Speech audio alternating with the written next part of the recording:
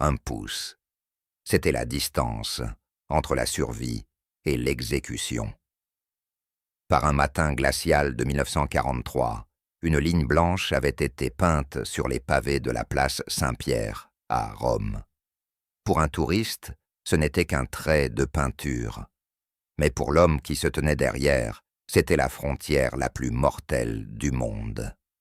D'un côté de cette ligne se trouvaient 10 000 soldats SS, un réseau d'espions de la Gestapo et le bourreau le plus impitoyable d'Italie. Ils avaient des mitrailleuses, des chars et des ordres venus de Berlin réduire la ville en cendres. De l'autre côté se tenait un seul homme.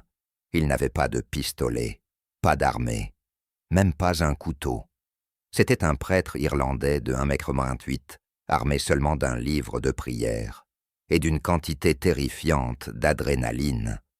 Le commandant nazi lui avait hurlé dessus, avait craché sur lui et avait finalement promis de le tuer. Il avait pointé son Luger sur la poitrine du prêtre et dit « Au moment où vous ferez un seul pouce hors de cette place, je vous ferai abattre sur le champ. » La plupart des hommes se seraient cachés au sous-sol. La plupart des hommes auraient prié pour un miracle. Mais Monsignor Hugh O'Flaherty n'attendait pas de miracle. Il regarda la ligne blanche. Il regarda les nazis prêts à l'abattre. Puis il regarda sa montre. Il avait un rendez-vous et il allait marcher en plein milieu d'eux pour y aller. Ce n'est pas une histoire de religion. C'est l'histoire du plus grand jeu du chat et de la souris de la Seconde Guerre mondiale. L'histoire d'un espion amateur qui humilia tout le Troisième Reich grâce à des déguisements, des faux papiers et des nerfs d'acier. On l'appelait le mouron rouge du Vatican. Mais pour les nazis, il n'était qu'une seule chose, le fantôme qu'ils ne pouvaient pas attraper. Pour comprendre comment un prêtre est devenu l'homme le plus recherché de Rome, il faut comprendre le monstre qu'il affrontait. Chaque grande histoire a besoin d'un méchant. Et Rome, en 1943, avait le pire imaginable. Son nom était Herbert Kappler. Kappler n'était pas le nazi hurlant des films. Il était pire. Il était calme. Il était éduqué. Il traitait le meurtre comme un problème de mathématiques. Lorsque les Allemands occupèrent Rome en septembre 1943, Kappler installa son quartier général dans un immeuble de la Via Tasso. Retenez bien ce nom, Via Tasso. Encore aujourd'hui, 80 ans plus tard, les Romains baissent la voix lorsqu'ils le prononcent. C'était un bel immeuble que Kappler transforma en abattoir. Il mura les fenêtres pour que les prisonniers ne puissent plus distinguer le jour de la nuit. Il laissa des projecteurs puissants, allumés 24 heures sur 24 pour briser leur esprit. Les habitants changeaient de trottoir, car les cris ne s'arrêtaient jamais. La mission de Kappler était simple, nettoyer Rome, trouver les Juifs, les prisonniers alliés, évader les résistants et les faire disparaître. Et pendant les premières semaines, cela fonctionna. La SS était efficace, terrifiante. Rome était paralysée par la peur. Mais à l'intérieur du Vatican, la vie était confortable. Le Vatican était un État neutre, une minuscule île de sécurité, au milieu d'une zone de guerre. Hugh O'Flaherty menait une belle vie. Il avait 45 ans, un diplomate de haut rang, un homme qui aimait la boxe, jouait au golf chaque matin et dînait chaque soir avec des cardinaux. Il était en sécurité. Tant qu'il restait à l'intérieur des murs du Vatican, la guerre n'était qu'un titre dans un journal. Il aurait pu ignorer les cris venant de la Via Tasso. Il aurait pu se contenter d'être un prêtre. Mais O'Flaherty avait un problème. Il ne pouvait pas rester immobile. Avant l'occupation, il avait passé des années à visiter les camps de prisonniers en Italie. C'était lui qui apportait des livres, du chocolat et des lettres aux soldats britanniques et américains emprisonnés par Mussolini. Il connaissait ces hommes, leur nom, le nom de leurs femmes, leur équipe de football préférée. Lorsque l'Italie capitula et que les Allemands prirent le contrôle, les camps plongèrent dans le chaos. Des milliers de soldats, alliés pilotes britanniques, fantassins américains, artilleurs sud-africains, s'échappèrent dans la campagne italienne. Ils n'avaient ni nourriture, ni cartes, ni armes, et ils marchaient vers la seule ville qui pouvait être sûre, Rome. Ils commencèrent à arriver aux portes du Vatican, la nuit affamée en sang terrifié. Ils demandaient le grand Irlandais. Ils demandaient O'Flaherty. C'était le moment décisif. La politique officielle du Vatican était stricte, rester neutre, ne pas provoquer les Allemands. Aider des prisonniers évadés était un acte de guerre. Si O'Flaherty les aidait, il ne violait pas seulement la loi allemande, il mettait en danger la neutralité de toute l'Église catholique. Il monta dans sa chambre, il fit les 100 pas. Il regarda par la fenêtre les patrouilles allemandes dans la place en contrebas. Il savait que s'il ouvrait cette porte, il n'y aurait pas de retour possible. On ne joue pas à la résistance, on est dedans, ou on n'y est pas. O'Flaherty ouvrit la porte. Il ne commença pas avec un grand plan. Il commença avec un appartement. Il utilisa son propre argent pour louer un petit logement à l'extérieur des murs du Vatican, fit passer 3 soldats britanniques devant les gardes suisses et les cacha dans ce logement. Puis, il leur acheta des vêtements civils et forgea de faux papiers. C'était de l'amateurisme total. Il improvisait chaque étape, mais cela fonctionnait. 3 soldats devinrent 10 devinrent 20. En octobre, le flot de réfugiés devint une véritable marée. Et puis arriva la date qui changea, tout le 16 octobre 1943. Le soleil se levait à peine lorsque les camions arrivèrent. Kappler lança son assaut contre le ghetto juif, une opération conçue pour provoquer un maximum de terreur. Les SS s'allèrent de porte en porte, arrachant les familles à leur sommeil. Sans se soucier de l'âge, ils prenèrent les bébés et les grands-mères et entassèrent plus d'1 millier de personnes dans des camions au pied même des ruines antiques.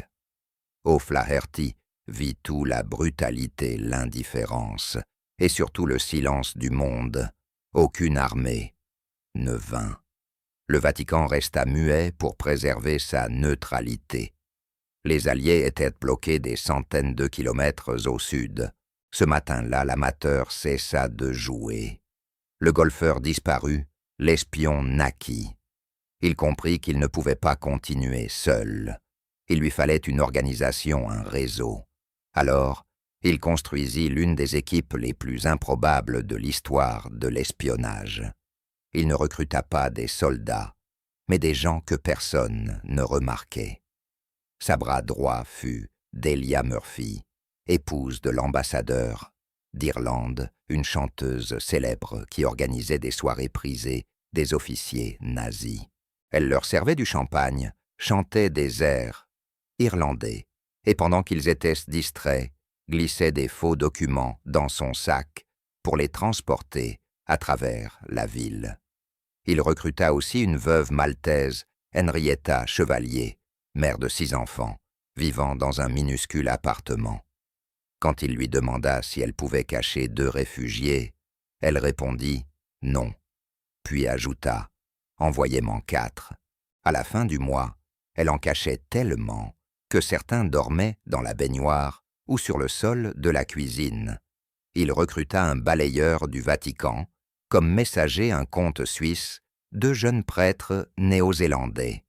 Ensemble, ils formèrent le conseil, une équipe digne d'un film et qui fonctionnait comme dans un film. Ils ne se contentaient pas de cacher des gens, ils les effaçaient. Ils établirent des planques partout dans Rome, dans des couvents, des bordels, des appartements privés, et même juste à côté des casernes SS. O'Flaherty comprit qu'un des endroits les plus sûrs pour se cacher était souvent juste sous le nez de l'ennemi. Mais cacher des gens coûte chère nourriture au marché noir, pot de vin loyer. O'Flaherty était prêtre avec un salaire de 0. Alors, il réalisa ce qui pourrait être considéré comme le premier piratage bancaire moderne. Il découvrit que des expatriés britanniques et américains fortunés avaient des fonds bloqués dans des banques italiennes menacées de confiscation par les nazis. Il leur proposa un marché. « Transférez votre argent à mon nom maintenant. Je l'utiliserai pour sauver des vies. Après la guerre, le gouvernement britannique vous remboursera avec intérêt. » Un accord basé uniquement sur sa poignée de main et des millions de livres commencèrent à affluer. En novembre 1943, O'Flaherty ne dirigeait plus seulement une opération de sauvetage, il dirigeait un véritable gouvernement de l'ombre. Il protégeait 3000 personnes et tenait un registre où il notait chaque nom, chaque adresse et chaque besoin. Réfléchissez-y, dans Rome occupée, il conservait une liste écrite. Si la SS mettait la main dessus, 3000 personnes mourraient. Le livre était l'objet le plus dangereux de la ville. Il le portait dans sa poche, chaque jour, et dormait avec sous son oreiller. C'était imprudent, insensé, mais O'Flaherty avait confiance. Il ne croyait pas qu'on pourrait l'attraper. Mais Kappler n'était pas idiot.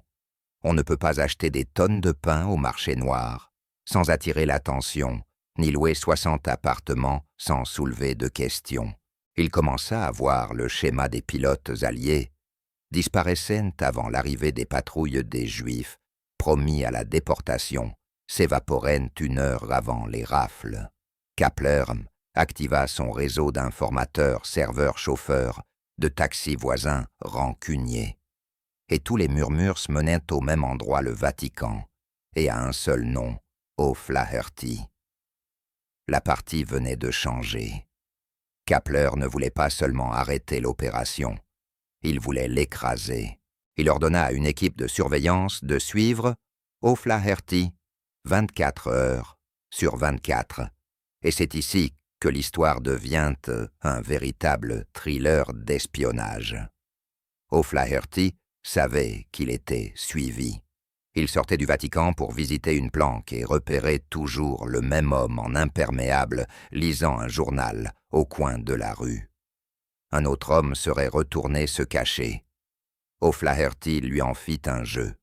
Il commença à porter des déguisements, et pas des bons, des déguisements de théâtre. Un après-midi, il devait livrer de l'argent à une planque de l'autre côté du fleuve. Les SS avaient des checkpoints sur chaque pont. Ils cherchaient un prêtre irlandais, grand et facilement reconnaissable. Alors, O'Flaherty se rendit à la chaufferie du Vatican. Il trouva un sac de charbon et s'enduisit le visage et les mains de suie. Il mit une vieille veste d'ouvrier et une casquette plate. Il se voûta pour cacher sa taille d'1,88 m. Puis il sortit par les portes du Vatican, passa devant les sentinelles allemandes, passa devant le poste de contrôle. SS marcha jusqu'à la planque, livra l'argent, et revint de la même manière. Sur le chemin du retour, il croisa 2 agents de la Gestapo qui étaient activement à sa recherche. Il leur fit un léger signe de casquette. Ils ne le regardèrent même pas. Pour eux, il n'était qu'un ouvrier romain, sale parmi tant d'autres. De retour dans sa chambre, il se lava, remit sa soutane et alla à la prière du soir. Une autre fois, il se déguisa en facteur. Une autre fois, encore, en religieuse. Imaginez un homme d'âme essayant de marcher de manière crédible dans un habit de nonne. Cela n'aurait jamais dû fonctionner. Mais il possédait quelque chose qui le protégeait, mieux que n'importe quel déguisement, une audace pure et totale. Il marchait avec une telle confiance que personne n'osait le questionner. Mais Kappler perdait patience. Il était l'homme le plus craint d'Italie et un prêtre couvert de suie était en train de le ridiculiser. Kappler décida d'escalader la situation. Il ne pouvait pas arrêter O'Flaherty à l'intérieur du Vatican à cause de la neutralité diplomatique. Si les soldats allemands envahissaient le Vatican. Cela provoquerait un soulèvement mondial. Hitler ne le voulait pas. Alors Kappler décida de le forcer à sortir. Il commença à attaquer les planques. Il n'arrêtait pas seulement les fugitifs, mais aussi les familles italiennes qui les aidaient. Il les torturait à la Via Tasso. Il voulait qu'ils cèdent, qu'ils avouent, qu'ils fournissent une preuve, une signature, un témoin n'importe quoi qui relierait le prêtre à la résistance. La pression sur O'Flaherty était immense. Chaque sortie mettait en danger sa vie et celle de tous ceux qu'il visitait. Une nuit, l'inévitable arriva. La chance tourna. O'Flaherty visitait une planque appartenant au prince Doria Pamphilj, un palais rempli de pièces secrètes. Il se trouvait au sous-sol en train de livrer des provisions lorsque la porte d'entrée explosa. Gestapo. Personne ne bouge. C'était une descente. O'Flaherty était piégé. Il entendait les bottes lourdes des SS courir sur le marbre au-dessus de lui.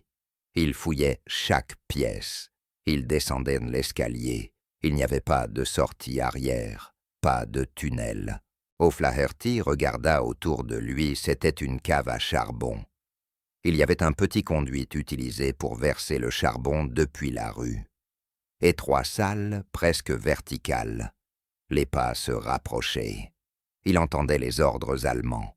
O'Flaherty attrapa les bords du conduit et se hissa à l'intérieur. Il traîna son grand corps dans la poussière noire, la peau éraflée, les vêtements déchirés. Il entendit la porte du sous-sol s'ouvrir violemment derrière lui. Puis il jaillit dans la rue couvert de poussière, de charbon haletant. Mais il n'était pas encore sauf. Il se trouvait en pleine rue, au milieu d'une descente SS, entouré de camions allemands. Un soldat se retourna et le vit une silhouette sombre, sortant littéralement du sol. O'Flaherty ne courut pas. S'il courait, il serait abattu. Il épousseta sa veste, se redressa de toute sa hauteur et marcha calmement vers un groupe de civils italiens qui observaient la descente. Il se mit à parler italien avec eux, se mêlant au groupe, jouant le rôle d'un simple badaud curieux. Le soldat allemand hésita. Dans cette fraction de seconde, une voiture s'arrêta net. C'était l'un des chauffeurs du réseau. O'Flaherty sauta dedans. La voiture démarra en trombe, au moment même où les balles commencèrent à siffler. Il avait survécu, mais de justesse. Cette nuit-là, Kappler craqua. Il comprit qu'il ne pourrait jamais attraper cet homme avec des descentes, ni avec des espions. Il devait rendre l'affaire personnelle. Et c'est ainsi que l'on revient à la ligne blanche. Kappler ordonna à ses hommes de peindre une ligne blanche à l'entrée de la place Saint-Pierre. Elle marquait la frontière exacte de la souveraineté du Vatican. Il plaça 2 tireurs embusqués sur les toits, qui faisaient face à la place. Il installa une escouade d'agents de la Gestapo dans les cafés longeant la frontière. Puis il envoya un message à O'Flaherty. Ce n'était pas un message codé. C'était une déclaration publique. La prochaine fois que vous franchirez cette ligne, vous êtes un homme mort. Je ne vous arrêterai pas. Je ne vous interrogerai pas. Je vous tuerai sur le pavé. L'échiquier était posé. O'Flaherty était piégé à l'intérieur du Vatican. Son réseau était dehors désespéré, attendant des instructions. L'argent manquait. La nourriture manquait. Kappler, assis dans son bureau, de la Via Tasso, souriait. Il pensait avoir gagné. Il croyait avoir enfermé le prêtre. Il suffisait d'attendre qu'il meure de faim ou qu'il abandonne. Mais Kappler avait commis une erreur fatale. Il croyait qu'O'Flaherty jouait en défense. Il croyait que le prêtre essayait juste de survivre. Il se trompait. O'Flaherty jouait en attaque. Et pendant que Kappler fixait la ligne blanche, O'Flaherty creusait déjà un tunnel en dessous. Le prêtre n'avait pas fini. La guerre allait devenir beaucoup plus sanglante. Kappler avait tracé sa ligne dans le sable, littéralement, une bande de peinture séparant la sécurité de la mort. Il s'attendait à voir O'Flaherty se terrer dans le Vatican, paralysé par les lunettes des snipers. Mais Kappler avait oublié une chose. On peut piéger un corps, mais on ne peut pas piéger une réputation. Chaque soir, au coucher du soleil, les portes de la basilique Saint-Pierre s'ouvraient, et en sortait Monseigneur Hugh O'Flaherty. Il ne courait pas, il ne se cachait pas. Il descendait tranquillement les marches fumant sa pipe et s'arrêtait exactement à un pouce de la ligne blanche. Il restait là 1 heure debout, fumant, regardant directement les agents de la Gestapo de l'autre côté de la rue. Il les saluait. Il leur souriait. C'était la provocation ultime. Il leur disait « Je suis là, je travaille toujours, et vous ne pouvez rien y faire. » Les nazis étaient furieux. Ils serraient leurs mitraillettes, les jointures blanchies, attendant qu'ils glissent qu'un orteil dépasse la ligne. Mais ils ne glissaient jamais. O'Flaherty ne les narguait pas seulement. Il servait d'appât. Pendant que toute la Gestapo le surveillait, ses messagers sortaient par les portes secondaires du Vatican, portant argent et cartes vers les planques. Il était la distraction parfaite, mais une distraction ne nourrit pas 4000 personnes. En janvier 1944, la situation était catastrophique. C'était l'hiver, il gelait, et Rome mourait de faim. Les Allemands réquisitionnaient toutes les réserves alimentaires pour leurs troupes. Le prix du blé au marché noir avait augmenté de 500%. O'Flaherty avait des milliers d'évades cachés dans des caves et des greniers. Il mangeait des rats. Il faisait bouillir des ceintures en cuir pour faire de la soupe. S'il n'obtenait pas de vraie nourriture dans les jours suivants, il serait forcé de se rendre juste pour pouvoir manger. Il avait besoin d'une chaîne d'approvisionnement. Mais on ne peut pas faire entrer des tonnes de nourriture dans une zone de guerre sans camion, et il n'en avait pas. Alors il lança l'opération Haystack. Il contacta un groupe de fermiers italiens sympathisants à l'extérieur de Rome. Il organisa des charrettes qui entraient chaque jour dans la ville, officiellement, pour livrer du foin destiné aux chevaux. Au checkpoint, les sentinelles allemandes enfonçaient leurs baïonnettes dans le foin, ne trouvaient rien, et laissaient passer. Elles ne piquaient pas assez profondément, car au cœur de chaque botte de foin se trouvaient des sacs de pommes de terre, des meules de fromage et de la viande séchée. Une fois en ville, les charrettes livrèrent le foin, dans des lieux apparemment innocents, une boutique de fleurs, une boulangerie, un couvent. De là, le réseau d'O'Flaherty, composé en partie de gamins des rues, parfois âgés de 10 ans, acheminait la nourriture vers les planques dans des sacs à dos. C'était un chef-d'œuvre logistique. O'Flaherty gérait une chaîne d'approvisionnement qui rivalisait avec celle de l'armée américaine, depuis un petit bureau, dans un état neutre, mais la nourriture n'était pas le seul problème. Le réseau perdait de l'argent à un rythme effréné. Les pots de vin pour les gardes allemands coûtaient cher. Louer 60 appartements coûtait cher. Les prêts des expatriés fortunés étaient presque épuisés. Il lui fallait du liquide vite. C'est là qu'intervient le golf course drop. Souvenez-vous, O'Flaherty était golfeur. Avant la guerre, il jouait religieusement. Maintenant prisonnier du Vatican, il ne pouvait plus jouer. Mais il connaissait des gens qui, eux, continuaient. Il réussit à faire passer un message à l'ambassadeur britannique. Il lui fallait de l'or. Le gouvernement britannique accepta. Mais comment faire entrer de l'or britannique dans une Rome occupée par les nazis? Ils utilisèrent des voitures diplomatiques. Une voiture portant des plaques diplomatiques passait à un endroit précis, près des murs du Vatican. Une fenêtre s'ouvrait, une boîte lourde était jetée dans un fourré. Quelques minutes plus tard, un jardinier en réalité l'un des prêtres irlandais d'O'Flaherty, venait ratisser les feuilles, ramassait la boîte et rentrait tranquillement. Dans ces boîtes se trouvaient des souverains d'or et des dollars américains. O'Flaherty devint le bagman. Il divisait l'argent dans des enveloppes et les distribuait à ses messagers. Mais la pression commençait à le détruire. Regardez les photos de 1943 et 1944. En 43, il paraît jeune vif. En 44, ses yeux sont creusés, il a maigri. Il ne dormait presque plus. Il gardait dans sa tête les détails de 4000 vies. Écrire quoi que ce soit était trop dangereux. Puis le cauchemar arriva. Le réseau se fissura. Tout commença par une simple erreur. Un de ses messagers clés, un jeune Italien, fut arrêté à un contrôle aléatoire. Il semblait nerveux.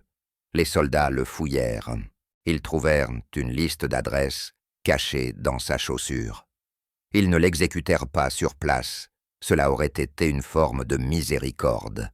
Ils l'emmenèrent à la Via Tasso. Kappler entra en scène. Nous ne savons pas exactement ce qui s'est passé dans ce sous-sol, mais nous connaissons les méthodes de Kappler. Arrachage d'ongles, doigts brisés un par un, simulation de noyade. Après 3 jours d'enfer, le messager craqua. Il donna une adresse, le raid du séminaire. C'était une planque abritant 12 juifs et 3 pilotes britanniques. Les STS arrivèrent à 3 heures du matin. Ils enfoncèrent les portes avec une telle force que les cadres se brisèrent. Ils traînèrent tout le monde dehors. Les hommes furent battus jusqu'à perdre connaissance dans la rue. Les femmes furent jetées dans des camions. Quand O'Flaherty apprit la nouvelle, le lendemain, il s'effondra sur une chaise. 15 personnes perdues. Il se blâma. Il ressentit chaque coup, chaque cri. Mais il n'eut pas le temps de pleurer, car Kappler n'en avait pas fini. Kappler comprit que torturer des messagers était trop lent. Il devait couper la tête du serpent. Il lui fallait O'Flaherty. Et puisque le prêtre refusait de franchir la ligne blanche, Kappler décida de le faire franchir de force. La tentative d'assassinat. C'était un plan audacieux, presque suicidaire. Kappler envoya une escouade de 4 hommes, vêtus en civil, à la basilique Saint-Pierre. Ils étaient armés de couteaux dissimulés et de pistolets. Leurs ordres étaient en simples: attendre qu'O'Flaherty descende pour la prière du soir, l'attraper, le traîner à travers l'église, le sortir par la porte et le jeter dans une voiture qui l'attendait de l'autre côté de la ligne. Si quelqu'un tentait d'intervenir, il devait tirer pour tuer. C'était une opération d'enlèvement au cœur du bâtiment le plus sacré du monde. O'Flaherty marchait dans la nef, se dirigeant vers l'autel. L'église était sombre, éclairée seulement par des bougies. Il vit 4 hommes debout près d'une colonne. Ils ne ressemblaient pas à des pèlerins. Ils se tenaient trop droit. Leurs mains restaient dans leurs manteaux. L'instinct d'O'Flaherty hurla danger. Il était à mi-chemin. S'il faisait demi-tour et courait, il le poursuivrait et lui tirerait dans le dos. S'il continuait tout droit, il l'attraperait. Il fit la seule chose à laquelle ils ne s'attendaient pas. Il marcha directement vers eux. Puis à la dernière seconde, bifurqua sur la gauche vers un groupe de gardes suisses, près d'une sortie latérale. Les gardes suisses portent des hallebardes, ces lances médiévales, mais ils portent aussi des pistolets cachés. O'Flaherty se plaça juste à côté d'eux et engagea une conversation bruyante, pointant du doigt les 4 hommes. Le commando se figea. Ils avaient perdu l'avantage de la surprise. Attaquer un prêtre entouré de gardes suisses armés aurait viré au massacre. Ils fixèrent O'Flaherty. Il les fixa en retour. Puis lentement, ils reculèrent dans l'ombre et disparurent. Il avait encore survécu, mais l'étau se resserrait. Et puis, vint la ténèbre. Le 23 mars 1944, le jour le plus sombre de l'histoire de Rome. Des partisans italiens attaquèrent une colonne de soldats SS défilant en ville. Une bombe explosa. 33 soldats allemands furent tués. Hitler entra dans une rage folle. Il envoya un ordre direct depuis Berlin. « Je veux 10 Italiens exécutés pour chaque Allemand mort. Exécutez-les immédiatement. » Dix pour 330 personnes. Kappler avait besoin de corps. Il vida les prisons. Il prit des prisonniers politiques. Il prit des Juifs en attente de déportation. Il rafla des civils au hasard dans la rue. Il rassembla 335 hommes et garçons, 5 de plus que demandé pour être sûr.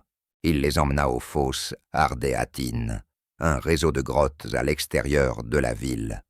Il les fit entrer par groupes de 5, les fit mettre à genoux. Puis lui et ses officiers les abattirent d'une balle dans la nuque, un par un, pendant des heures. Quand ce fut fini, ils firent exploser l'entrée des grottes pour sceller les corps à l'intérieur. O'Flaherty entendit l'explosion depuis sa chambre. Il ne comprit pas d'abord, mais lorsque la nouvelle circula, quelque chose se brisa en lui. Ce n'était plus un jeu. Ce n'était plus un thriller d'espionnage avec déguisements et poursuites. C'était un massacre. Parmi les morts se trouvaient des amis des gens qui avaient aidé le réseau des gens qu'il avait promis de protéger. Le lendemain, Kappler envoya une liste des morts au Vatican. C'était une menace. Voilà ce qui arrive quand on résiste. Tu es le prochain. La plupart des hommes auraient abandonné. La plupart auraient dit que le prix était trop élevé. O'Flaherty lut la liste. Il pleura. Puis il se leva et s'essuya le visage. « On ne s'arrête pas », dit-il à son équipe. « On redouble d'efforts. » Il comprit que Rome était sur le point de tomber. Les Alliés se battaient sur la côte. La bataille d'Anzio faisait rage, à seulement 30 000. Les Allemands savaient qu'ils perdaient. Et une armée perdante est une armée dangereuse. Kappler se préparait à la solution finale de Rome. Avant de battre en retraite, il prévoyait d'exécuter tous les prisonniers restants et de détruire les ponts et barrages de la ville. O'Flaherty avait 4000 personnes cachées. Si les Allemands décidèrent de brûler la ville en partant, ces 4000 vies seraient condamnées. Il avait besoin d'un plan maître. Il devait passer de la défense à l'action. Il envoya un message aux planques « Armez-vous ». Un ordre controversé. Un prêtre disant à des civils de prendre des armes. Mais O'Flaherty savait que lorsque la fin arriverait, les prières n'arrêteraient pas les balles. Il utilisa l'or qui lui restait pour acheter des armes au marché noir, fusils, grenades, Luger allemands volés. Le réseau commença à se transformer en milice. Avril devint mai. Le son de l'artillerie se rapprochait. On pouvait entendre le grondement des canons américains au loin. Les fenêtres du Vatican tremblaient à chaque explosion. Kappler devenait désespéré. Il savait que son temps touchait à sa fin. Il lui restait une dernière carte à jouer. Il ne pouvait pas attraper O'Flaherty, alors il décida de détruire sa réputation. Il lança une campagne de propagande. Il fit circuler des rumeurs, disant que le prêtre était un espion britannique qui volait de l'argent à l'Église. Il forgea des documents, insinuant qu'O'Flaherty fréquentait des prostituées. Il tenta de convaincre le pape de le renvoyer, mais le pape Pie XII, si prudent, si silencieux, jusque-là fit enfin un geste. Lorsque l'ambassadeur allemand exigea l'arrestation d'O'Flaherty, le pape dit simplement « Nous n'avons connaissance d'aucune activité illégale ». C'était un mensonge, un saint mensonge, mais cela acheta du temps. 3 juin 1944. Le grondement des chars était maintenant audible. Les Américains étaient aux portes de la ville. À la Via Tasso Kappler brûlaient des documents. De la fumée s'échappait des cheminées. Il se préparait à fuir. Mais il avait un dernier ordre à donner la purge. Il commanda à ses unités SS restantes de balayer la ville une dernière fois. Tuer tout le monde dans les planques, aucun témoin. Il était 18h02. Le soleil se couchait. Les Allemands avaient 12 heures avant leur retraite. 12 heures pour massacrer 4000 personnes. O'Flaherty reçut l'appel. Ils arrivent. Ils viennent pour tout le monde.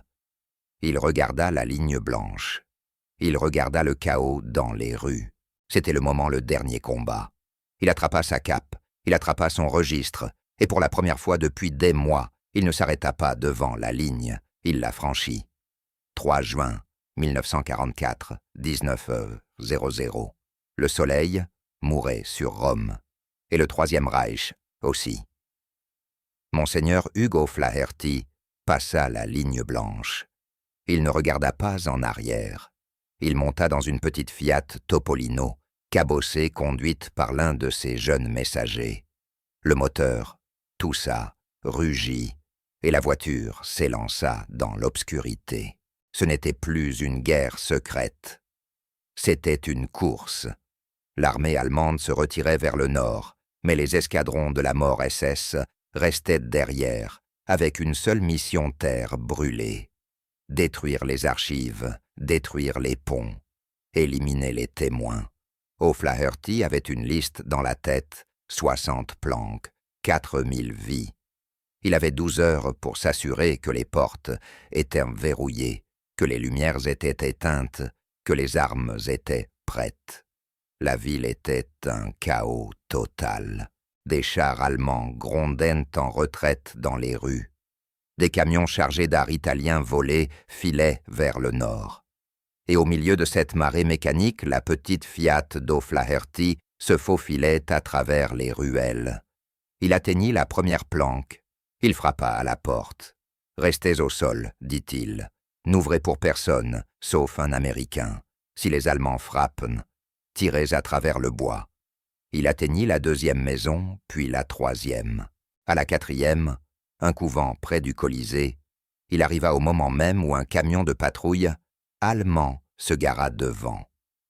O'Flaherty plongea dans l'ombre d'une porte. Il observa 4 soldats SS sauter du camion-fusil levé. Ils cherchaient du butin du vin, ou quelqu'un à tuer pour le loisir.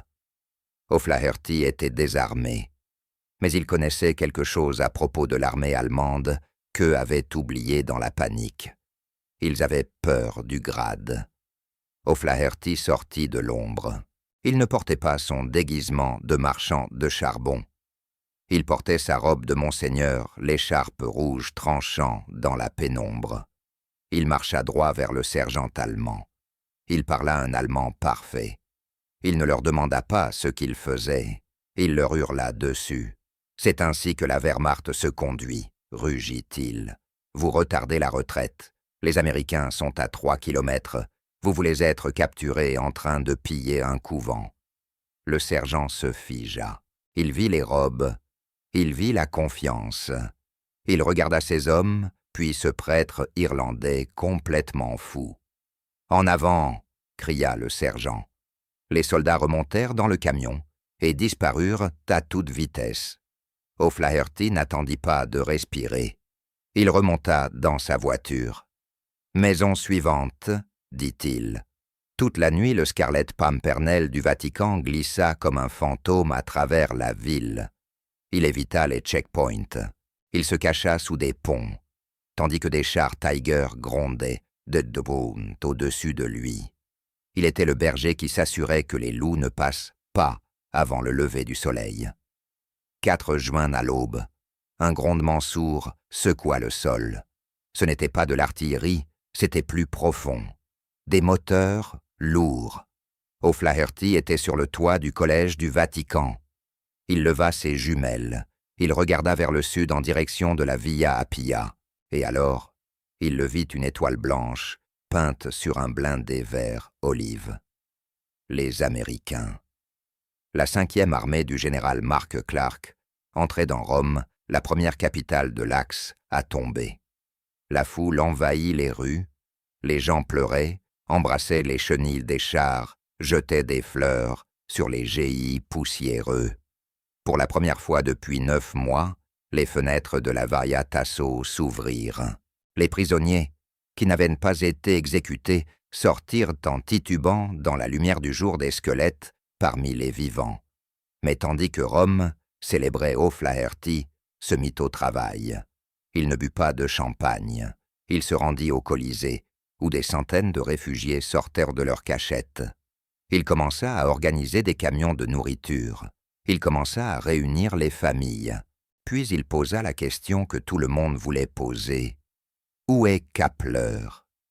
Herbert Kappler avait fui quelques heures avant l'arrivée des Américains. Il avait pris ses dossiers, son or, sa haine, et avait disparu vers le nord. La guerre en Europe continua encore 1 an. O'Flaherty resta à Rome, reconstruisant ce que les nazis avaient détruit. Il fut salué comme un héros. Les Britanniques lui décernèrent le CBE. Les Américains lui donnèrent la Medal of Freedom, mais O'Flaherty se moquait des médailles. Il les rangea dans un tiroir et retourna jouer au golf. Mais la justice a une longue mémoire. En 1945, des forces spéciales britanniques retrouvèrent Kappler. Il fut arrêté et jugé pour crimes de guerre, en particulier pour le massacre des fosses ardéatines, les 335 hommes innocents qu'il avait exécutés de sang-froid. Le procès fut un choc mondial. Le monstre de Rome était en cage. Kappler resta impassible, arrogant, sans remords. Il déclara qu'il ne faisait qu'obéir aux ordres. Le tribunal n'y crut pas. Il fut condamné à la prison à vie sans possibilité de libération. On l'envoya à la prison de Gaeta, une forteresse sur la côte italienne. L'histoire devrait s'arrêter là. Le héros gagne le méchant, pourri, en cellule. Générique de fin. Mais Hugo O'Flaherty n'en avait pas fini. Il avait vaincu Kappler tactiquement. Il l'avait vaincu militairement, mais pas spirituellement. Un matin en 1947, une voiture s'arrêta devant la prison de Gaeta. Un grand prêtre en descendit. Il marcha jusqu'au directeur de la prison. « Je suis ici pour voir un prisonnier, » dit-il. « Lequel ?» demanda le directeur. « Herbert Kappler. » Le directeur crut à une blague. Pourquoi l'homme que Kappler avait tenté de tuer voulait-il le voir? Était-ce pour se moquer, pour lui cracher au visage, pour le regarder souffrir? O'Flaherty marcha dans le long couloir de pierre. Le garde déverrouilla la lourde porte de fer. Kappler leva les yeux de sa paillasse. Il vit l'homme qu'il avait traqué pendant 2 ans, l'homme pour lequel il avait tendu des pièges, l'homme qu'il haïssait plus que quiconque sur terre. O'Flaherty ne cria pas. Il ne prêcha pas. Il s'assit simplement sur le tabouret. « Bonjour, Herbert », dit-il. Pendant les 10 années suivantes, O'Flaherty rendit visite à Kappler chaque mois. Réfléchissez à la discipline que cela exige. Il est facile d'appuyer sur une gâchette en pleine bataille. Il est facile de haïr son ennemi, mais monter dans une voiture, conduire 4 heures et s'asseoir dans une cellule glaciale avec l'homme qui a assassiné vos amis, ce n'est pas seulement difficile, c'est presque impossible. Au début, Kappler ne parlait pas. Il restait silencieux, fixant le mur. Il était toujours nazi. Il croyait toujours être de la race supérieure. Mais O'Flaherty continuait de venir. Il lui apportait des livres, du tabac. Il parlait de littérature d'Irlande, du temps qu'il faisait. Il traitait le monstre comme un homme. Année après année, l'eau goûtait sur la pierre. Kappler commença à se fissurer non pas sous la torture, mais sous la gentillesse. Il ne comprenait pas. « Pourquoi ?» demanda-t-il un jour. « Pourquoi venez-vous? J'ai essayé de vous tuer. J'ai tué vos amis. » O'Flaherty le regarda. « Mon Dieu me dit d'aimer mon prochain. Il n'a jamais dit que ce serait facile. Les conversations devinrent plus profondes. Ils parlèrent de culpabilité. Ils parlèrent des 335 corps dans les grottes. Ils parlèrent de l'âme. O'Flaherty menait le plus long exorcisme de l'histoire. Il essayait d'arracher le nazi hors de l'homme. En 1959, 12 ans après le début des visites, Kapler demanda un prêtre, pas n'importe lequel. Il demanda O'Flaherty. Dans cette petite cellule humide, l'ancien colonel SS, le boucher de Rome, s'agenouilla sur le béton. Il baissa la tête et demanda à être baptisé dans l'Église catholique. Hugo O'Flaherty versa l'eau bénite sur la tête de son ennemi. Il lava l'officier SS. Il lava la haine. Quand O'Flaherty sortit de la prison ce jour-là, il avait l'air fatigué. Il était vieux maintenant. Ses cheveux étaient blancs. Son AVC n'était plus qu'à 1 an. Un journaliste lui demanda un jour « Comment avez-vous pu le pardonner? Comment pardonner un monstre ?» O'Flaherty sourit le même sourire qu'il lançait aux agents de la Gestapo à la ligne blanche. « Ce n'est pas un monstre, dit-il. C'est juste un homme qui s'est perdu.